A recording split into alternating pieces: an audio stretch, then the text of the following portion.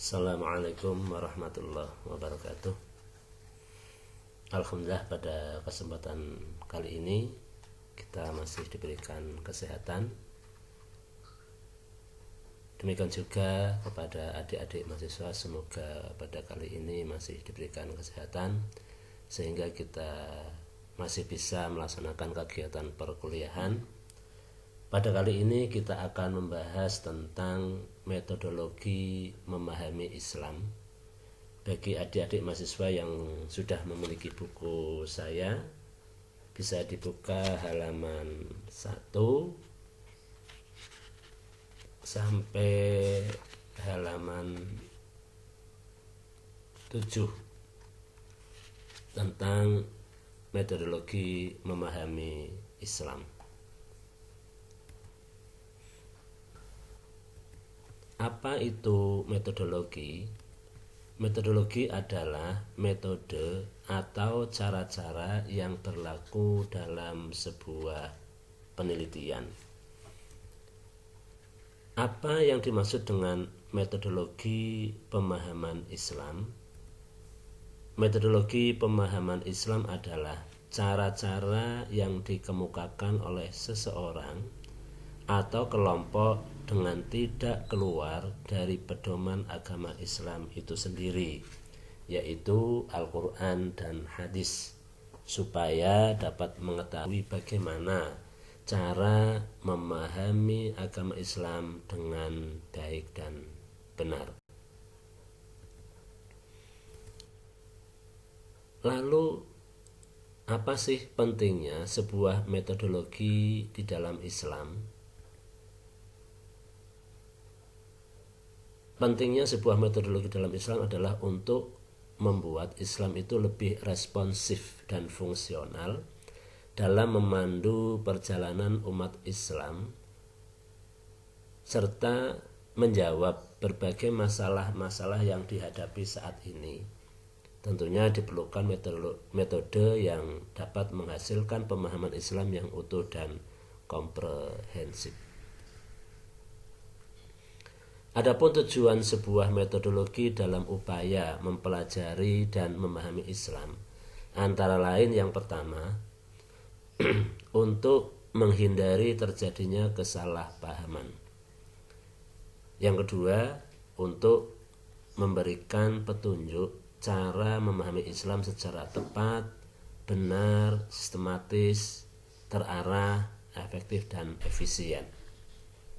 Yang ketiga, seseorang dapat mengembangkan ilmu yang dimilikinya jika penguasaan metodenya dengan tepat. Metode memahami Islam, ada beberapa tokoh yang mengemukakan pendapat tentang metode atau cara memahami Islam. Di antaranya, menurut Nasruddin Razak,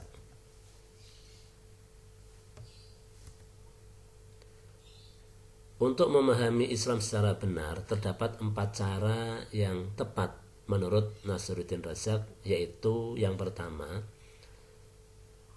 Islam harus dipelajari dari sumbernya yang asli, yaitu Al-Quran dan Sunnah. Al-Quran sebagai sumber hukum Islam yang utama tentunya memberikan penjelasan tentang syariat Islam dan dijadikan sebagai pedoman hidup dunia hingga bekal menuju kehidupan akhirat. Sedangkan As-Sunnah sebagai sumber hukum Islam kedua yang menjelaskan tentang Islam dan kandungan dalam Al-Quran. Dengan mempelajari dan memahami kedua sumber tersebut, tentunya dapat menghindari kesalahan dan kekeliruan manusia, sebab Al-Quran sudah terjamin keaslian dan kesempurnaannya yang telah dijamin oleh Allah Subhanahu wa Ta'ala. Yang kedua, Islam harus dipelajari secara integral atau secara keseluruhan. Islam harus dipelajari secara menyeluruh, bukan terpisah-pisah atau terputus-putus dari satu sumber ke sumber yang lain. Dengan begitu, Islam dapat dipahami secara utuh sehingga memperoleh sesuatu keyakinan dan keimanan dalam menjalankan ibadah sesuai syariat Islam. Kemudian yang ketiga, yaitu Islam perlu dipelajari dari kepustakaan yang ditulis oleh para ulama besar, kaum Zu'ama. Kaum Zu'ama ini adalah kaum atau kelompok yang tergabung dalam sebuah organisasi. Kalau di Indonesia bisa dicontohkan MUI, Majelis Ulama Indonesia. Jadi ulama-ulama yang terkumpul dalam sebuah lembaga, maka itu dikatakan kaum Zu'ama. Dan juga sarjana-sarjana Islam. Dengan mempelajari hasil karya atas pendapat atau atas penelitian para ulama yang memahami bagaimana Islam itu sendiri, dapat dijadikan sebagai referensi atau ilmu tambahan memperkokoh pengetahuan kita tentang Islam, sehingga Islam tidak hanya dipahami dari satu sisi Al-Quran dan Sunnah saja, namun diperkaya dengan penjelasan-penjelasan ilmu dari para ulama Islam. Yang keempat, Islam hendak ajari dari ketentuan normatif teologis dalam Al-Quran, kemudian dihubungkan dengan kenyataan historis, empiris, dan sosiologis.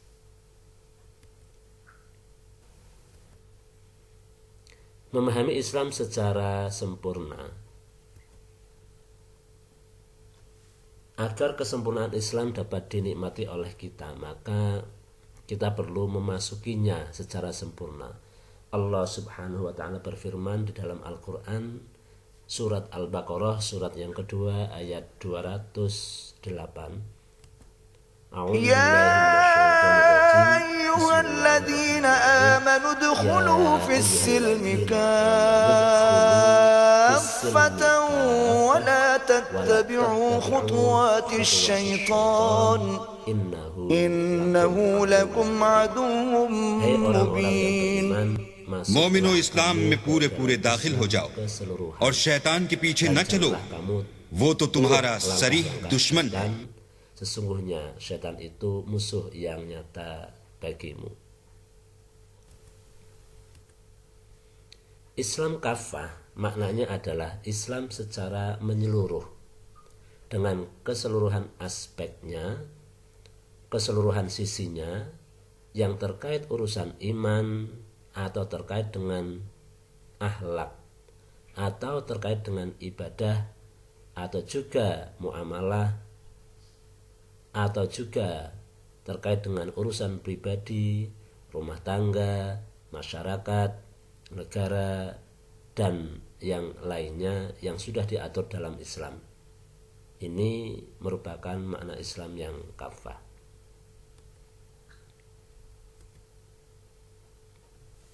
Memeluk dan mengamalkan Islam secara kafah adalah perintah Allah Subhanahu wa ta'ala yang harus dilaksanakan oleh setiap mukmin, siapapun dia, dimanapun dia, apapun profesinya, dimana dia tinggal, di zaman kapanpun dia hidup, baik dalam skup besar ataupun kecil, baik pribadi ataupun masyarakat.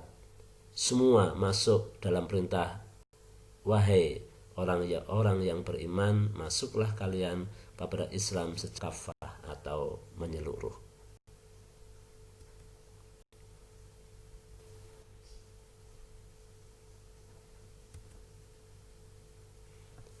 Ciri pokok bagi orang yang sudah masuk Islam secara kafah yaitu hati dan pikirannya selalu diwarnai ajaran Islam dalam setiap keputusan, perkataan maupun tindakan, sehingga yang menjadi kontrol segala perbuatan seseorang itu adalah ajaran Islam yang bersemayam dalam hati nuraninya. Hasil dialog antara ajaran Islam dengan hati nurani dalam diri seseorang itulah yang akan melahirkan perkataan dan perbuatan yang benar. Adik-adik mahasiswa yang dirahmati Allah, jadi dari kita mempelajari perkuliahan pada kali ini bahwa bagaimana kita seorang muslim dapat memahami Islam secara baik, karena permasalahan-permasalahan yang ada di lingkungan kita tentunya terus berkembang. Maka kita sebagai seorang muslim harus mampu bagaimana memahami permasalahan-permasalahan itu dengan baik dan bijak sesuai dengan tuntunan Al-Quran dan Sunnah, dan juga dari pendapat atau pemahaman ulama atau sarjana muslim yang dapat membantu kita memahami Islam dengan baik. Ketika kita mampu memahami Islam dengan baik atau sempurna, tentunya dapat melahirkan manusia yang sempurna, yaitu manusia yang cerdas akalnya, berkualitas hatinya, dan sehat jasmaninya. Sebagai seorang muslim tentu perlu memiliki otak yang brilian, menguasai iptek, menguasai Al-Quran dan As-Sunnah. Hati yang berkualitas cirinya tentunya hati yang selalu pandai bersyukur dan sujud baik di keheningan malam maupun siang. Sedangkan jasmani yang sehat tentunya perlu memakan makanan yang bergizi dan halal. Tentunya halal di sini adalah tidak terlepas dari ciri kita seorang muslim. Tentunya itu semua bersinergi menjadi manusia yang dicintai dan mencintai Allah Subhanahu wa ta'ala. Adik-adik mahasiswa yang dirahmati Allah, itu tentang perkuliahan pada kali ini. Nanti ada beberapa pertanyaan, silahkan dijawab dengan baik. Bapak akhiri, billahi taufiq wal hidayah wal afu minkum. Assalamualaikum warahmatullahi wabarakatuh.